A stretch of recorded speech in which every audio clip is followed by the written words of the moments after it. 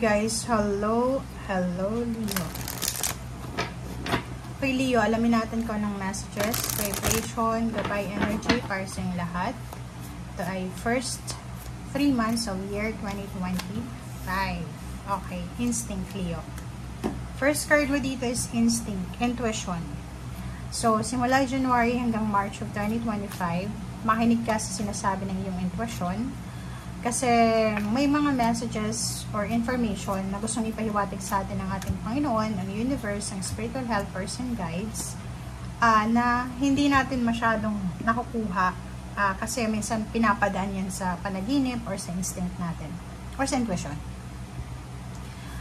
Nakikita ko sure dito na mayroong stability, empowerment, stability, balance, empowerment, security na posibleng mangyari sa Leo. So, pwedeng may additional member ng family, matatapos yung pinapatayo mong bahay, magsisimula ka na ng pagpapatayo ng bahay, tapos na yung anak mo sa pagpapaaral or pagpapaaral sa mga anak mo. Kita ko yung firm foundation mo. So, normally yung foundation ng iba is money, work, career. Pwedeng iba family. So, nakikita ko sir dito na may stability. Magiging stable, magiging secured kung ano mang stability or foundation na meron ka sa buhay. Or kung ano, depende naman yun kasi sa inyo, if money or career or relationship. Okay? So normally, ang foundation ng tao is family. Okay? Kita ko sir dito na for the next 3 months or first 3 months of the year, may pagkakataon ka para makapagpahinga, makapag-reflect, makapag-meditate, and hindi ka masyadong pagod siguro. Okay? So, King of Air, isang air signs, Gemini, Libra, and Aquarius, ang posibleng involved sa'yo. Be careful kasi yung taong ito is magdadala siya sa'yo ng parang impormasyon. Pwedeng connection mo to. Okay? So, kailangan mong makinig sa sinasabi niya kasi pwedeng isa siyang respetadong tao, politiko, madre, pare, teacher, or pwedeng mayor, or governor, ano, basta sinasabi ng taong yan, or abogado, Leo, na makinig ka sa sinasabi niya. Okay? King of Earth, Leo, congratulations, kasi nakikita natin na may prosperity and abundance na matatanggap mo. So, magiging sobrang generous ka kasi may matatanggap ka dito. It's either financial, new beginnings or financial wealth. So, nakikita ko siya dito na financially stable, secured, may salary increase, higher position, pwede may magde-decision ditong magra-run sila sa election as mayor or councilor or congressman. So, comment down below if you resonated dito. Okay, 5 of Earth. Nakikita ko siya, since generous ka, isang tao ang posibleng, pwede siyang earth signs, ba't sinabi ko yung Libra? Pwedeng Libra din kasi meron ditong sword. So, pwedeng Libra or pwedeng earth signs, Virgo, Capricorn, or Taurus. So, nakikita ko meron siyang pag-aalala sa pera, kailangan niya ng assistance, ng tulong, kailangan niya kasi nag-aalala siya, wala siyang pera kasi pwedeng may sakit or ano pa man. So, it's double confirmation.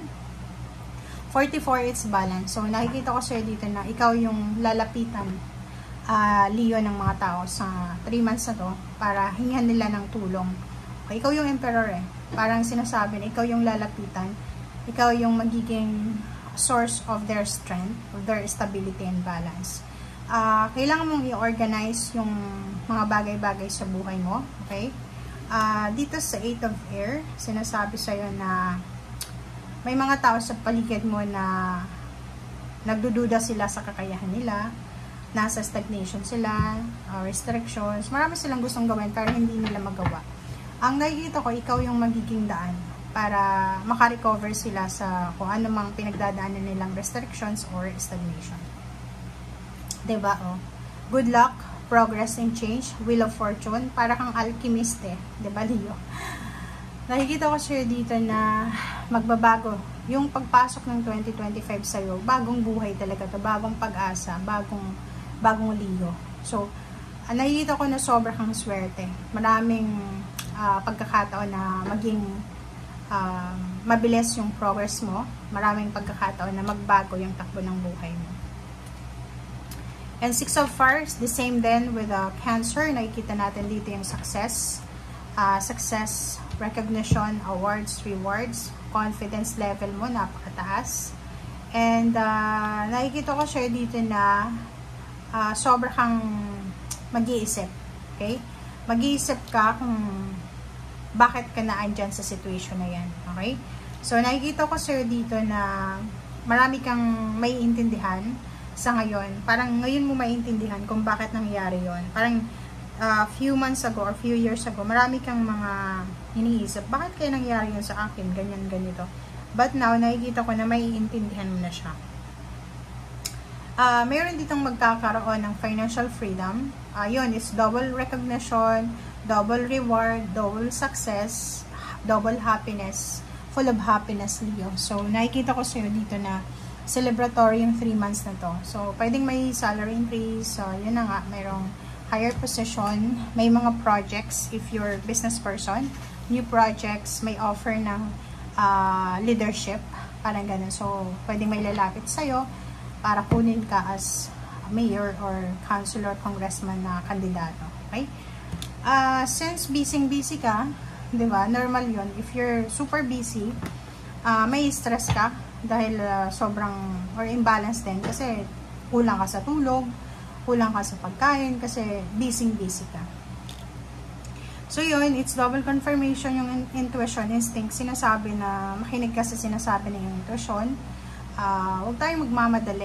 Okay? Make sure na makinig ka sa sinasabi ng intuition. In case na nasa crossroads ka, di ba? Yung parang hindi mo alam kung saan ka papasok, saan ka magsisimula. Dito sinasabi, kasi pag hindi natin alam kung saan tayo papasok, saan tayo magsisimula, matatakot tayo. But dito sinasabi na, huwag kang matakot. Okay? Simulan mo sa kung anong meron ka sa ngayon. Okay? Be true to yourself.